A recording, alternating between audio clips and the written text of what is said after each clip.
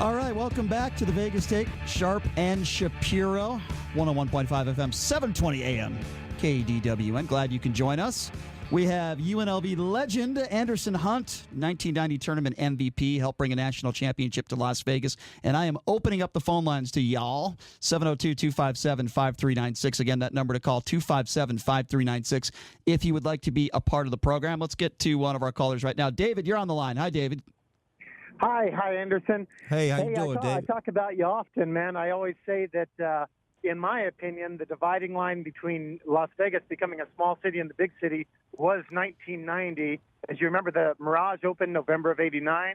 Yep. You guys took it all in April, and then the Excalibur opened in June. So it seems after that, it went from small to large. I know you got a good memory, man. Oh, man. And I'll tell you another thing real quick. It stunk after you left. After you guys took off, as you know, we had Raleigh Massimino, but I did get to know Charlie Spoonhour. And real quick, I knew him for several years. And just before he was going to have his lung transplant, which he had down at Duke University, I don't know if you knew that, I called him the day before the surgery, and I said, hey, Charlie, you remind those guys before they cut on you that in April 1990, you were in St. Louis and had nothing to do with what happened that night. Right. Good advice. David, thanks for calling in, my man. I appreciate it. All right, Thanks, David. man. God bless you guys. All right. Thanks, David. You too, Again, man. 257-5396. 257-5396 is the number if you'd like to give us a call. Okay, so I want to ask you something because I heard a rumor that Anderson, you guys were playing craps in a hotel room in, I believe it was 1990 with LJ and Greg Anthony, all those guys. And is it true that Jerry Tarkanian's wife walked into that room as you guys were gambling? Is that true? You know what's Greg and Larry wasn't in there. This was 91. 91, okay. In Tucson. Set the record straight, Anderson. The night before we played Georgetown. So you guys are playing craps, you're rolling dice in there? Oh yeah. And Jerry's wife walks in, what does she say? No, what happened was the door was locked. So I tell Elmore Spencer, which was my roommate in 91. Mm-hmm. I say, Elmore, man, don't let nobody else in the room. It's standing room only. It could be it's a fire hazard in here already, so don't let nobody else in the room. So he said, okay. So I hear a door knock. I heard the door and somebody knocking at the door. Right. I say, don't let nobody in the room. I turn around. It's Miss Tark. So she said, Anderson, can I talk to you outside for a minute? So I said, yeah. So I still had the dice in my hand. So she said, Anderson, you know my husband never beat Georgetown, right? So I was like, oh, yeah, Miss Tark. I said, we got this. We good. She say, if you get everybody out of here within 15 minutes, I won't tell my husband. And is that what you did? What? I got him out of there in 10 minutes. And Jerry never heard about it. Never heard about it. So I love you, Miss Tark. I love it. Yeah. I love it. Okay, Yeah. so all the players you play, Larry Johnson, unbelievable NBA career. Greg Anthony obviously played in the league for a while. So did Stacey Augmon. When you look at the talent that you had, the immense talent that you had, winning the MVP, being on the national stage, when you look back at your career, what do you think is the reason, in your opinion, that you didn't have a career, or maybe you should have had the career that some of those other guys had? What is the reasoning? Or do you think about that? It's a combination of things. I can't blame it all on the pitcher, in the hot tub, because I didn't do the things that I was supposed to do, like work out with Coach Gergerich every day before I went down to the pre-draft camp. So I couldn't blame it all on the pitcher. It was a combination of things. Like I said, I didn't work out with Coach Gerg. If you don't work out with Coach Gerg, you're not going to be in tip-top shape. You still made money. You still played some pro ball in Europe. And yeah, it's not the same. It's not the same. Oh, no, you were it's on a totally different. You were on a preseason roster with the Boston Celtics, and you had told me that the only guy that ever outshot you was Larry Bird, right? Oh, yeah. Only guy, I'm from Detroit. And the only guy ever outshot me shooting jumpers was Larry Bird. What was he like in practice? He was at the end of his career. His back problems. He had back problems, but he still, had his mouthpiece, and he still, would be able to, to get into your brain and pick your brain, talk a little stuff. So but, he talked trash to you even on a preseason roster before the season even starts. He's got an ailing back. He's old. He knows his career is coming to an end, and he's still talking smack to a young guy like you trying to make it in the league. What are the type of things that Larry Bird would say to Anderson Hunt? Oh, young fella, man, you can shoot, but you can't outshoot me. He just walk up to you and say that? Man, That is Larry awesome. Bird, man, he was the ultimate, trash talker. Killer instinct. A lot of people, time. a lot of people around the league still say Bird was one of the most trash talking guys ever in the league. He would tell a guy at the end of the game. I once interviewed Xavier McDaniel, and he told me it was a 1-point game. Celtics were down by 1, and X-Man was guarding him. And X-Man said, Bird came up to me and said, I'm going to get the ball right here. I'm going to shoot it right there, and there's nothing you can do about it. What happened? He got the ball right there, X-Man in his face. He makes the shot. And it was one of the most incredible stories because nobody really does that today. There's some great trash talkers out there, but I felt like there were a lot better ones back in the day, right? Oh, yeah, man. The game is so commercial now. You touch somebody, breathe on them hard, they call them a foul. Weirdest thing any player ever said to you, either in practice or in a game, college or NBA, or professional? I can't remember his name. Guy from Fresno State. We went in, we up, and they make a little run, and I think he hit a jump or a layup. He was like, man, I'm just as good as you. I'm making one shot. Yeah. I looked at him, I was like, oh, yeah, yep, okay, no problem. But, yeah, it's a few things, man. You could just imagine on the court. Best player you ever played against? Far as guards, Kenny Anderson and Mookie Blaylock. As far as just players, Sean Elliott and Bo Campbell and Hank Gathers. Bo Campbell, you are such a better shooter than Kenny Anderson. What was it that made him so special? His ball handling. Yeah. Yeah, Kenny's one of the top 10 players to come out of New York to me. But just his ball handling skills. He, mid-range jumper. He wasn't really a 3-point shooter, but he probably could shoot it. But his New York toughness. Mm-hmm. I want to take you to the last 5 or 6 years now of the UNLV basketball program. We all know what Lon Kruger did, right? Mm-hmm. Anderson. I mean, Kruger resurrected this program. They were top 25 in the country. There were 10,000, 11,000 people at the Thomas and Mack. Things were good. Then they hired Dave Rice, your former teammate, right? What did you think of that hire? Oh, I love the hire. Mm-hmm. But once you get in here and Tark set the bar so high that you had to win. Vegas is about winning. And Rice didn't do that in March. Yeah. He won games, but he didn't win the games in March. He recruited, and I've said this about Dave Rice over and over again. Great guy, great husband, father, good teammate. I've heard nothing but great things about him. Great assistant coach, fantastic recruiter. And he did a great job recruiting talent here. But, you said it, Anderson, you have to win here. Yeah. And when you beat, these average, mediocre Mountain West Conference teams and you beat them up at home, that's not getting it done, right? You got to get to the NCAA tournament. This is UNLV. And you have to win in the NCAA tournament. I'm not saying you're going to make the Final Four every year, but get into the NCAA tournament. I don't think that's asking too much. And he wasn't able to do that. But what I didn't like was firing him mid-season. You either do it at the beginning of the year or the end of the year. I thought they didn't handle it the right way. What did you think about that when they fired him mid-season? Yeah, it is what it is as far as, coaching. It's a business, multi-million-dollar business. And then once they got rid of him in the middle of the season, they didn't give Stacey Augmon a chance. At least give him the interim job and see what he does. They gave it to Todd Simon, and I like Todd Simon. He's a good guy. I thought he did as good a job as he could have done under the circumstance. That surprised you, though, that Stacey Augmon did not get the job. And I heard several people, not only people in this town, but journalists across the country that were actually calling racism. They said, well, they're not hiring an African-American. And then they hire Marvin Menzies. But were you one of those people that ever thought that? Because Stacey Augmon's wife said that. She was on social media making those, and that's a serious accusation. I don't know. All I'm saying is that is a very serious accusation to make. Yeah, well, that's his wife. So, Well, she's going to defend him. I understand. Yeah, she's going to defend him. Yeah, so, it is what it is, man. Right. I can't call it racism, but, if a lot of people thinking that and not saying it, and his wife just saying it, You know, somebody got to look into it. If that's how you feel, that's how you feel. That's how you feel. I don't have a problem with people stating their opinions as long as they have some reason to back it up. And again, I don't know. I'm just the messenger here, but I know that's what she said. So we think Beard is going to get the job. Maybe Mick Cronin's going to get the job. I know you're friends with Marvin Menzies. Not their first choice, let's be honest. But Menzies did a very good job at New Mexico State. All he did was win there. This is a very different circumstance. He had absolutely no time in year one to get players. Year one is a wash. He gets a pass there as far as I'm concerned. But last year, you know as well as I, you go to the games, you support the team, had some pretty good players, right? Houston, Johnson, McCoy. Those are three pretty good college basketball players, even though McCoy was young and this was the first year they played. I get that. But they finished close to the bottom of the Mountain West Conference.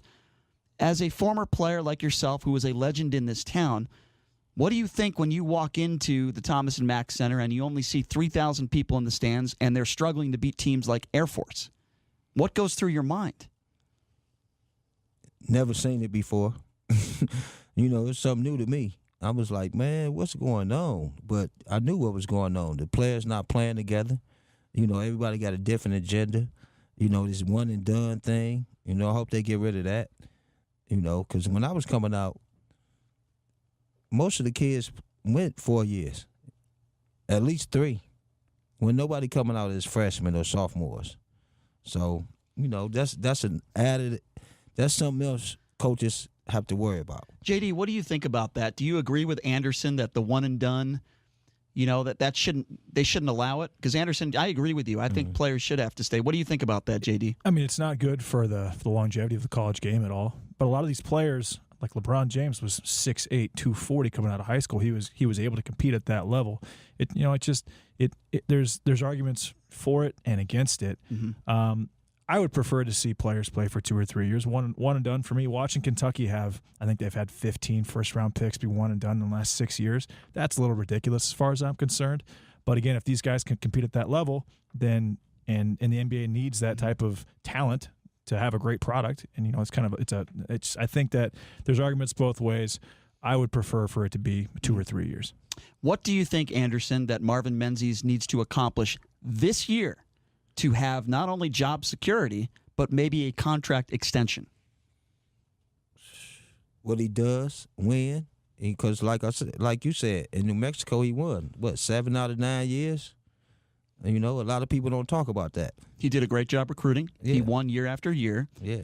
Obviously, this is a different situation. There's going to be a lot more pressure on you, but you're right. He did win. Yeah. They gave Dave Rice, 4.5 years? Right? Yeah, something like 4.5 years. Yeah. So it's hard because he loses McCoy. He loses his point guard Johnson. Mm-hmm. But at the same time, you got to compete. It's unacceptable. You have to compete, especially in the Mountain West Conference, right? I think they need to compete for a title. I'm not saying they have to win a Mountain West Conference title, but compete for it. Mm-hmm. Don't lose at home to teams that you're supposed to beat, like Utah State. Okay? Exactly. Okay? You can't lose at home to teams like that, Air Force, those type of. You can't do that.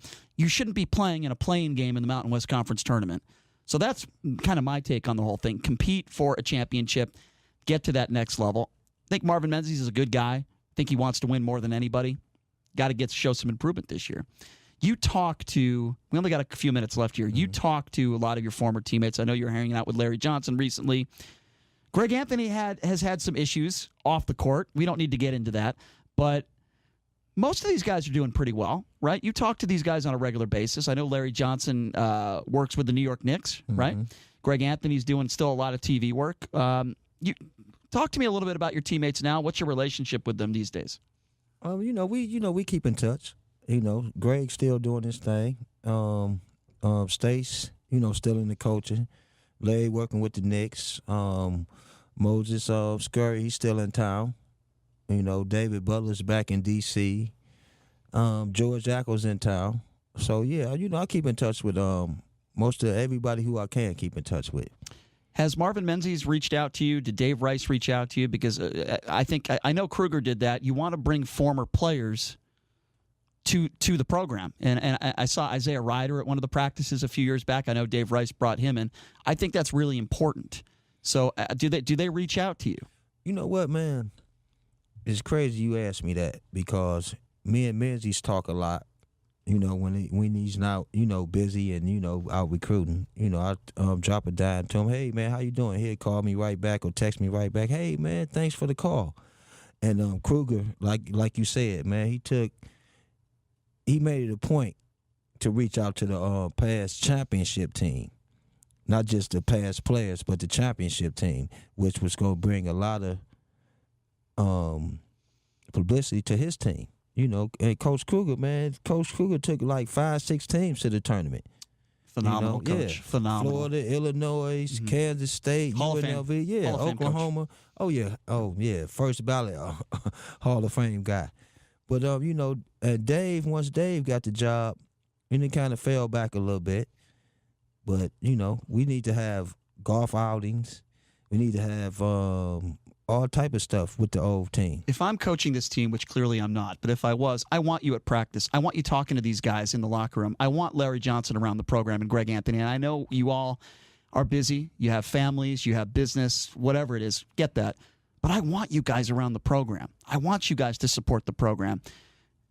It reminds the I players. wish you was the coach, man. No, I'm just I think it reminds the players of the winning culture. Having the guys that won, that really won and around. Coach Menzies, man, he wants to do that. But it's a lot of guys that, they bumping heads, And I understand he don't deserve that. And I understand that. I've been in this town for 15 years. Obviously, I don't have the history you have with UNLV, but the most fun I ever had in Las Vegas was when Kruger took that UNLV team to the Sweet 16 with Joel Anthony and Kevin Kruger and Joe Darger and all those guys. Mm-hmm. Man, that was exciting when they were kicking BYU's ass and they were winning Mountain West Conference tournament. And look, I'm not saying that's easy to do that. But it is sad when you walk into the Thomas and Mack and you see only a couple thousand people in there. Yeah. It is sad when they're struggling to beat some of these really bad Division I college teams. This is UNLV basketball. You guys made it what it is, okay? You put them on the map as national champions.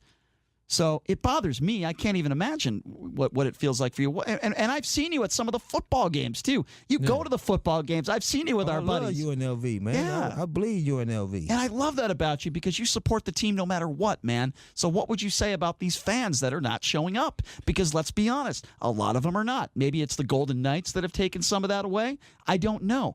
But these crowds this year and last year were some of the worst crowds for a UNLV basketball game I have ever seen since I've been here in 15 years. To me, that's unacceptable no matter where the program is at. Mm-hmm. Yeah. Me personally, man, it's sad because, like I say, we in Vegas, and Vegas love winners. So it's a lot of people that don't go to the games. We went from standing room only 21,500, 22,000, 23,000 people when we playing Pacific, the last place team in the league. Now That's we can't incredible. get over 10,000 people in the stands. Sad. When you guys had the success that you had, you were looked at as an offensive team, but you guys actually led the country in opponent three-point percentage, I think, for 2 years. And this last UNLV basketball team was one of the worst defensive teams I've ever seen, and I've been handicapping sports for a long time. Yeah, defense wins championship, man. And I've been to a lot of games since we left, and there's nowhere come close to the defensive intensity that we played to now. Nowhere close. And I know you're close with Marvin Menzies, and we all want him to succeed, right? We all want him to succeed. We want this team to succeed. There's no doubt about it. But the defensive intensity is just not there. They lose focus. It's not there. And offensively, and we saw this a lot under Dave Rice too, where a lot of guys would take contested shots.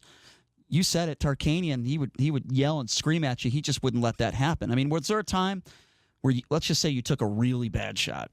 Tark sit your ass on the bench and just chew you out? Did he do that? You know what? Tark, he was one of the guys. If you didn't play defense and didn't go to class, it was a problem. My best friend in college, Barry Young from Baltimore, leading scorer in Maryland history, just didn't play no defense. And States played defense and worked on his jump shot. And B. Young used to go at States every day in practice, but just didn't play no defense. So, Tark wanted you to play. He wanted us to be prepared and play the hardest and the smartest. Only a couple minutes left here. What would you be your biggest criticism of some of these younger kids, these 17, 18, 19, 20-year-old kids that are now playing in the college game? Don't want to buy into the program, buy into the system. That's one reason why we're not a top 10, top 25 team. You can get all the recruits you want. They don't even have to be McDonald's All-American. But once they get on campus and want to win and get a taste of winning, that's the whole deal. Because when we lost to Seton Hall in '89 after we beat Sean Elliott, we got a taste of winning. Then the next year, once we got Larry, we already knew how to win.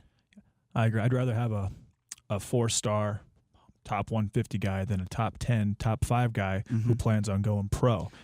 What good does it do when we recruit guys like Steven Zimmerman and Brandon McCoy when they're only here for 1 year, they don't necessarily improve, then they leave and we don't hear from them again? Anthony Bennett is another name that comes to mind. You know what, guys, I think you would agree with me on this. We want guys like Wink Adams. We want guys like Joel Anthony that are going to stay within the program, get better every year, improve, and help the team win. I mean, to me, it's a no-brainer. We all want those top 10 recruits, right? But let's be honest. This isn't Kentucky. Okay, we don't have John Calipari here. Okay, we're not going to get that every year. Lon Kruger was a specialist at getting those types of kids. You know, the types of players that would remain within the program and get better. And I think we need to get back to that.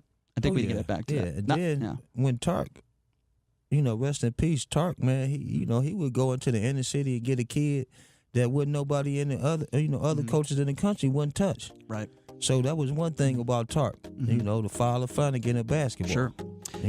Well, Anderson, I mean this wholeheartedly, man. You are not only a UNLV legend in this town, and you do so much for the program, but you're also a great guy. And I'm lucky to call you a friend, and I appreciate you coming in for the hour. I know it's not something you do on a regular basis, so I can't thank you enough for doing that. And I will see you at those UNLV football and basketball games. Oh, yeah. And again, thanks so much for coming in. Really, thank you, really man. appreciate You're welcome, it. B. Appreciate it, Anderson. My pleasure. Anderson. Yes. So JD and I will be back. We will have Brett Smiley, the editor of Sports Handle, on the show tomorrow. Thanks for joining us, everybody. Take care. We will see you tomorrow night. Same time, same place. Have a good night, everybody. Same place. Have a good night, everybody. Same place. Have a good night, everybody.